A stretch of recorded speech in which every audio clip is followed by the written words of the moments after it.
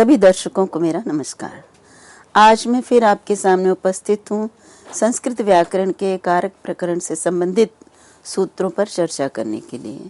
इसी संदर्भ में मैं आपके साथ कर्म कारक को लेकर चर्चा कर रही हूँ और कर्म कारक में भी कर्म प्रवचनीय पद विभाग को लेकर और उसमें विभक्ति किस प्रकार से द्वितीया का प्रयोग होता है कर्म प्रवचनीय संज्ञा होने पर और किन किन की कर्म प्रवचनीय संज्ञा होती है, इस पर पूर्व व्याख्यानों में भी मैंने आपसे चर्चा की थी।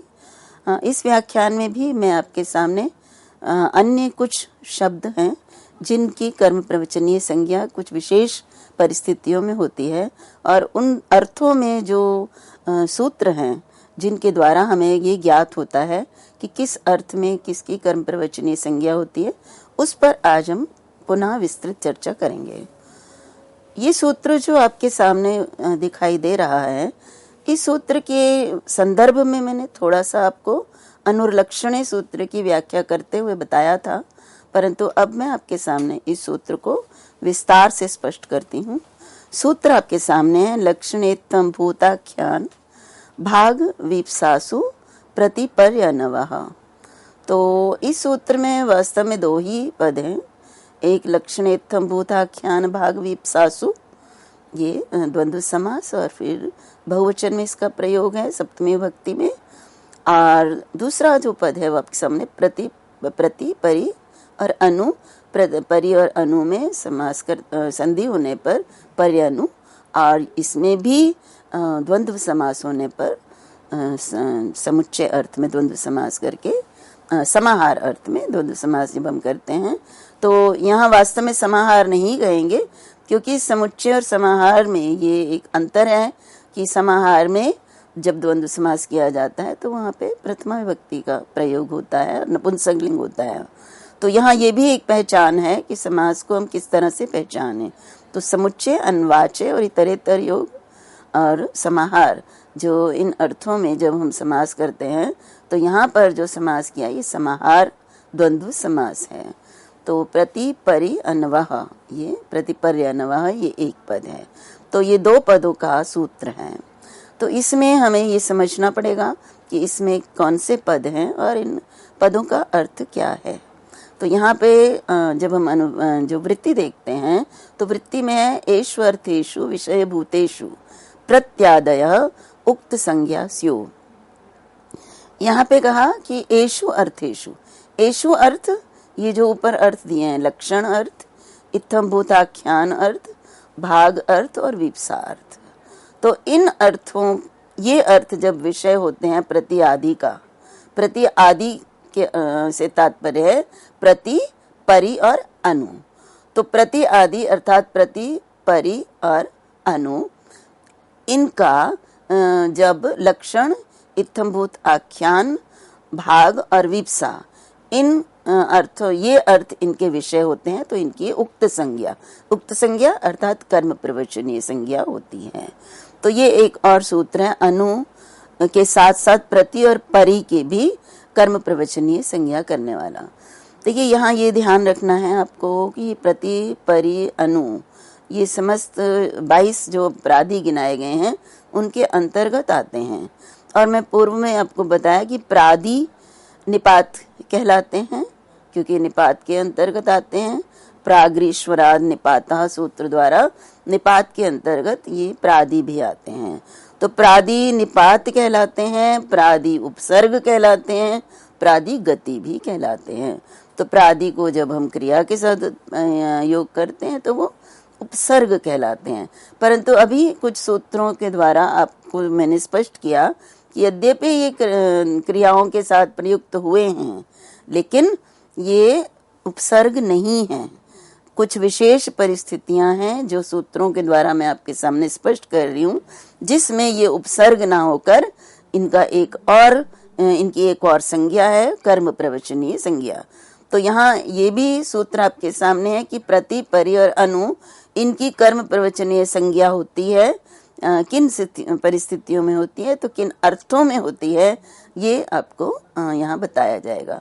और ये भी ध्यान रखिए कि जो ये कर्म प्रवचनीय होते हैं ये कोई अर्थ हमारे सामने प्रकट नहीं करते हैं, अपितु ये इनके प्रयोग से अर्थ द्योतित होता है कि ये किस अर्थ में इनका संबंध है वाक्य में पदों का। तो देखिए, जैसे अब कहा कि लक्षण है, इसका जब उदाहरण आपके सामने, उदाहरण के द्वारा स्पष्ट करूंगी कि जब लक्षण अर्थ में इनका ये द्योतित करते हैं लक्षण अर्थ को, तो प्रति, परि और अनु किस तरह कर्म प्रवचनीय कहलाते हैं। ये उदाहरण आपके सामने, वृक्षम प्रति परि अनु वा विद्योतते विद्युत। यहाँ पे एक ही वाक्य के द्वारा तीनों प्रति, परि और अनु को उदाहरण के रूप में प्रस्तुत कर दिया। हम चाहें तो इनको अलग अलग उदाहरणों से भी कर सकते हैं, वृक्षम प्रति करके विद्योतते विद्युत, परि विद्योतते विद्युत, अनु विद्योतते विद्युत। लेकिन हमारा प्रयोजन यही है कि हम इसके माध्यम से आपको स्पष्ट करते हैं कि किस प्रकार से यहाँ प्रति, परि, अनु की कर्म प्रवचनीय किस अर्थ में संज्ञा है। तो देखिए, जब हम वृक्षम प्रति विद्योतते विद्युत वाक्य को देखते हैं, तो इस वाक्य में कहा कि विद्युत अर्थात जो बिजली है आकाश में, वो वृक्षम प्रति विद्योतते, वृक्ष की ओर विद्योतते चमक रही है। अब यहाँ पर ये जो वृक्ष की ओर अभिमुख होकर चमक रही है बिजली, तो ये किससे पता चलता है? ये जो प्रति का या परि का या अनु का प्रयोग किया गया है, ये हमें बताता है कि किस दिशा में विद्युत वृक्ष पर चमक रही है, अर्थात विद्युत और वृक्ष का किस प्रकार का संबंध है। वृक्ष को लक्ष्य करके विद्युत चमक रही है, ये द्योतित होता है प्रति, परि और अनु के द्वारा। और ये किस तरह से, मैंने पहले ही बताया कि क्रिया जिस अर्थ को कहकर निवृत्त हो जाती है, क्रिया के उस अर्थ को ये कर्म प्रवचनीय द्योतित करते हैं। अब क्रिया को भी नहीं द्योतित करते, हम कहेंगे क्रिया के द्वारा किए गए संबंध को द्योतित करते हैं। अर्थात यहाँ पे जैसे वृक्ष के ऊपर बिजली के प्रकाश को उसके ऊपर देखा, तो उस प्रकाश के द्वारा, उसको विद्युत के प्रकाश को देखकर ये ज्ञात हुआ कि वृक्ष के ऊपर या वृक्ष के पीछे या वृक्ष के पास या वृक्ष के सम्मुख जो विद्युत है वो चमक रही है। तो ये क्रिया यहाँ पे जो हो चुकी है, वृक्ष पर बिजली के चमकने की जो क्रिया है, इसको ये होकर समाप्त हो गई है। परंतु उस क्रिया के द्वारा प्रति, परि और अनु जो हैं, ये द्योतित कर रहे हैं कि वृक्ष और बिजली जो है उसका कैसा संबंध है। अर्थात वृक्ष के अभिमुख, वृक्ष के चारों ओर या वृक्ष के पीछे बिजली का चमकना, तो ये जो द्योतित हो रहा है वृक्ष और विद्युत के चमकने का जो अर्थ है या संबंध है, ये प्रति, परि, अनु के द्वारा हो रहा है। तो इसलिए यहाँ पर लक्षण अर्थ में यहाँ पे कर्म प्रवचनीय प्रति और परि और अनु की संज्ञा है। देखिए, यहाँ पर एक और प्रश्न उपस्थित होता है कि यहाँ पे लक्षण शब्द किस अर्थ में प्रयुक्त हुआ है, क्योंकि अनुरलक्षणे सूत्र में लक्षण शब्द हेतु के अर्थ में प्रयुक्त हुआ था और यहाँ पर लक्षण शब्द चिन्ह के अर्थ में प्रयुक्त हुआ है। तो यहाँ देखिए, हम यदि हमारे पास दो वाक्य होते हैं, एक वृक्षम प्रति या वृक्षम परि या वृक्षम अनु को लेते हैं, क्योंकि अनु का उदाहरण है, वृक्षम अनु विद्योतते विद्युत, एक वाक्य ये हम लेते हैं, और एक वाक्य है पर्जन्य जपम अनु प्रावर्षत। तो दोनों में ही अनु है, दोनों की कर्म प्रवचनीय संज्ञा है, लेकिन यहाँ किसकी कर्म प्रवचनीय संज्ञा किस सूत्र से है, इसका जानना बहुत अनिवार्य है। क्योंकि जहाँ हम कहते हैं जपम अनु प्रावर्षत, तो वहां पे जप करते ही वर्षा हो गई। तो यहाँ पर क्या है कि ये जो अनु है यहाँ पे, ये लक्षण अर्थात हेतु अर्थ में अर्थ को द्योतित कर रहा है।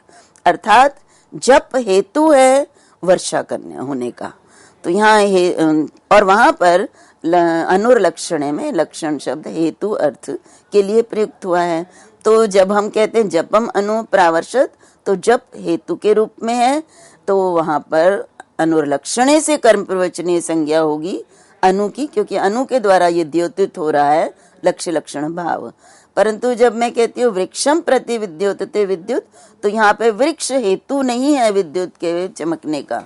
तो यहाँ पर इसलिए वृक्ष पर बिजली का प्रकाश रूपी चिन्ह को देखकर ये द्योतित हुआ कि वृक्ष के ऊपर या वृक्ष के आसपास या वृक्ष के सामने बिजली चमक रही है। तो यहाँ पर लक्षण अर्थात चिन्ह अर्थ में प्रयुक्त होने के कारण लक्षण शब्द का जो प्रयोग है वो चिन्ह अर्थ में प्रयुक्त होगा। तो चिन्ह अर्थ के द्वारा ये द्योतित हो रहा है कि वृक्ष और विद्युत में लक्ष्य लक्षण संबंध है। तो इस प्रकार से दोनों ही उदाहरणों में भिन्न भिन्न सूत्रों द्वारा हम स्पष्ट करेंगे कि कर्म प्रवचनीय संज्ञा किसकी किस सूत्र से हो रही है।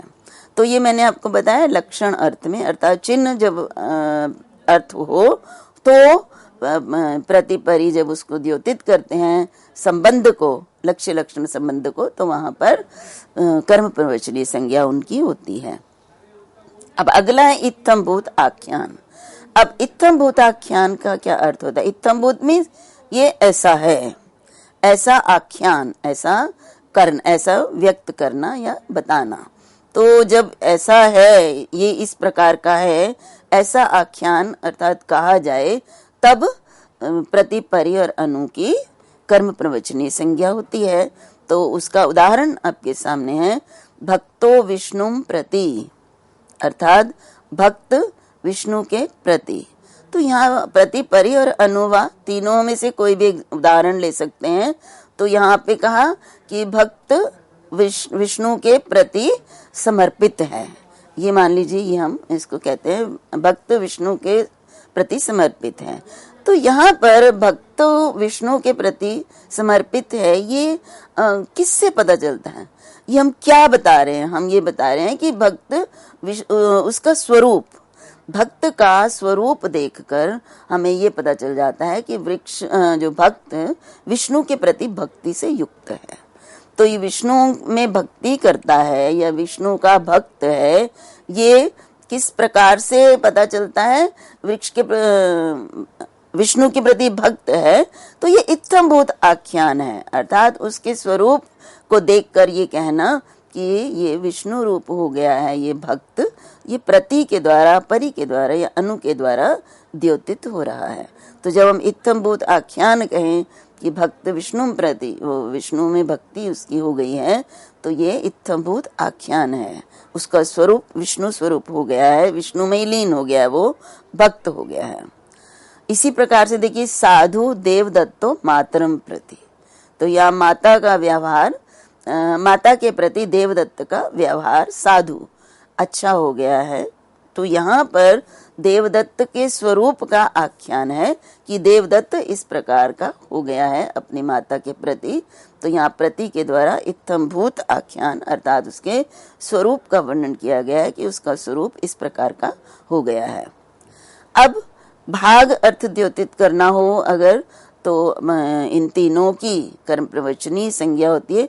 भाग का अर्थ यहाँ पे अंश, तो अंश उसके लिए देखिए, लक्ष्मी हरिम प्रति परि अनुर्वा।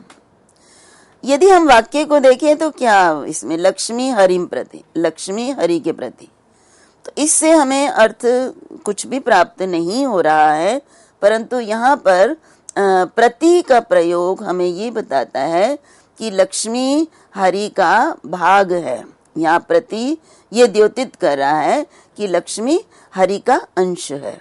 तो लक्ष्मी और हरि में अंशांशी जो भाव संबंध है वो प्रति के द्वारा द्योतित हो रहा है। इसलिए जब भाग अर्थ में इनका प्रयोग होता है तो इनकी कर्म प्रवचनीय संज्ञा होती है। और देखिए, जहां जहां पर भी कर्म प्रवचनीय संज्ञा होती है वहां मैंने आपको बताया कर्म प्रवचनीय युक्ते द्वितीय सूत्र द्वारा वहां द्वितीय भक्ति लगाई गई है। तो लक्ष्मी हरिम प्रति, हरिम में द्वितीय भक्ति का प्रयोग है। तो हरिम प्रति का अर्थ है हरेर भाग इत्यर्थ। तो ये अर्थ जो मैंने आपको बताया कि हरि का भाग है लक्ष्मी, हरि का अंश है, अर्धांगिनी है।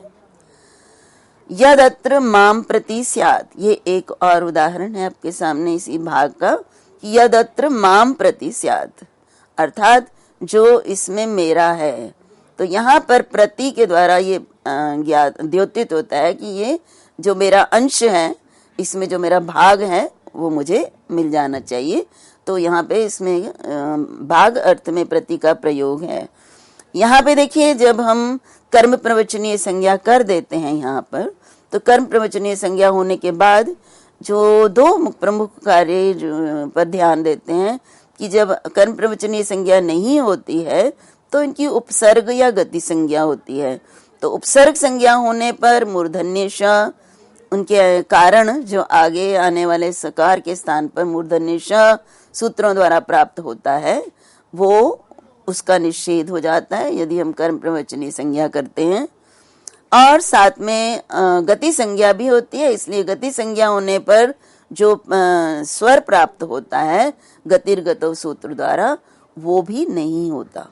तो इसके दो प्रमुख कार्य हैं। यदि उसके परे स होता है इन प्रतिपरि अनु के बाद, तो स को श का निषेध हो जाता है कर्म प्रवचनीय होने के कारण।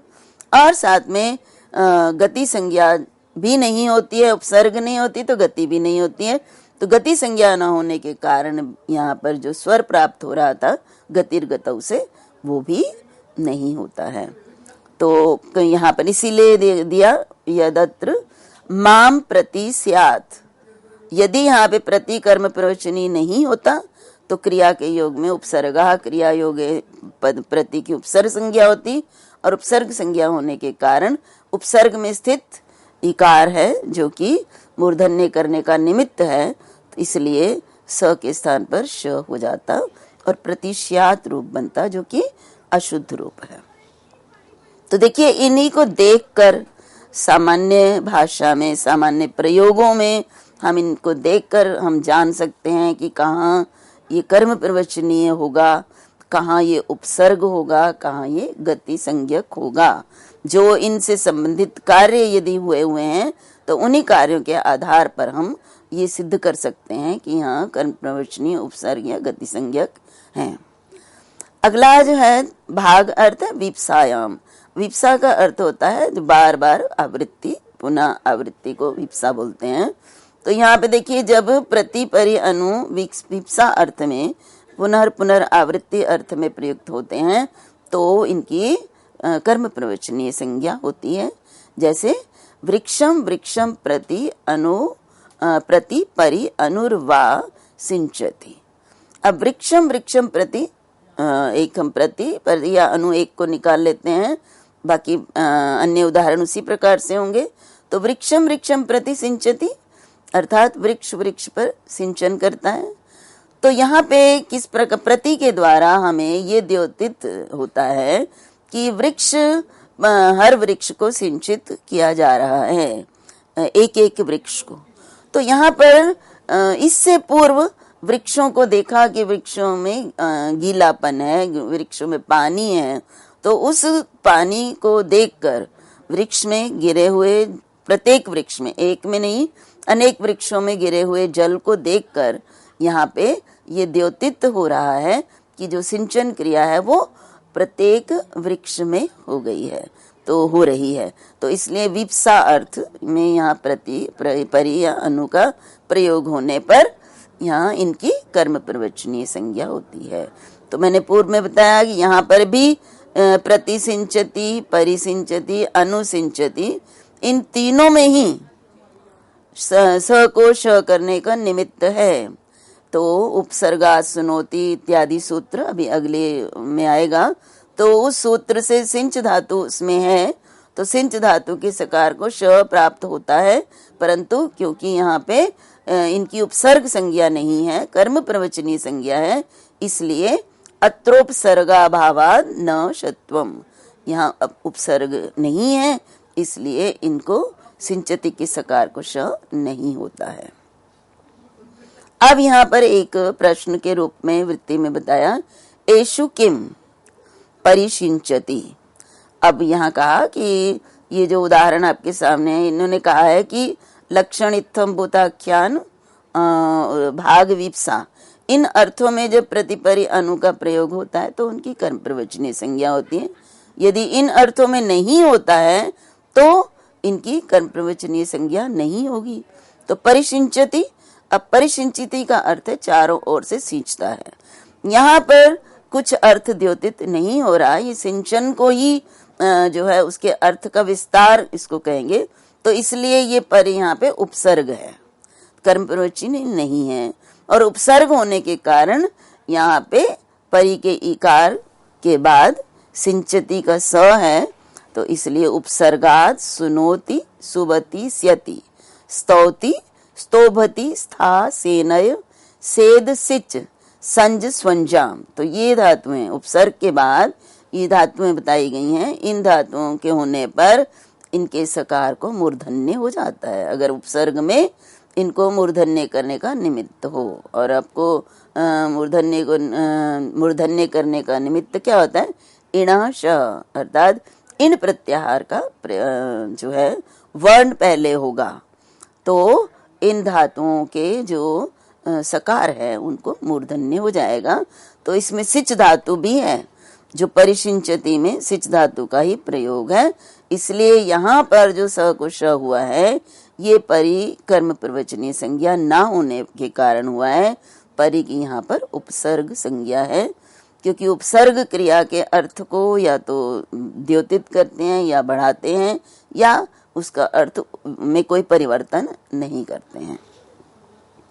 अब यहाँ पर एक और प्रश्न है कि पंचम्यांग परि भी एक सूत्र है, आंग परि, ये कर्म प्रवचनीय है, इनसे इनके योग में, इन कर्म प्रवचनियों के योग में पंचमी भक्ति का प्रयोग होता है।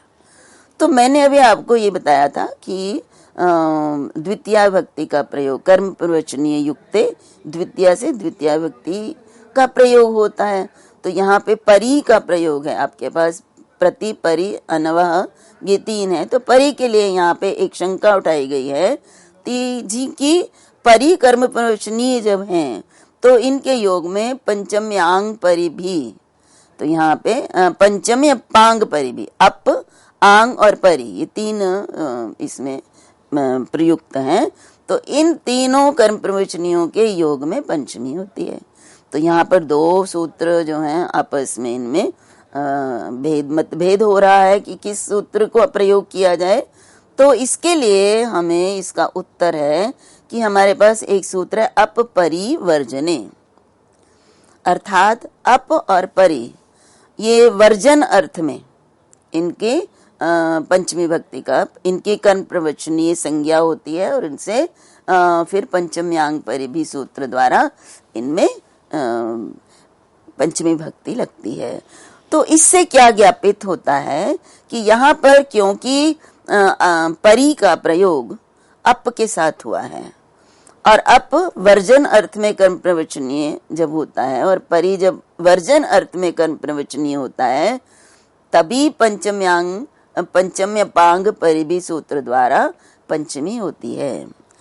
क्योंकि परि का यहाँ अप के साथ प्रयोग है और वर्जन अर्थ में कर्म प्रवचनीय संज्ञा तभी होगी जब परि जो है परि की जो कर्म प्रवचनीय संज्ञा है वो वर्जन अर्थ में होने पर जब होगी, तभी पंचम्य पांग परि भी सूत्र द्वारा पंचमी होगी।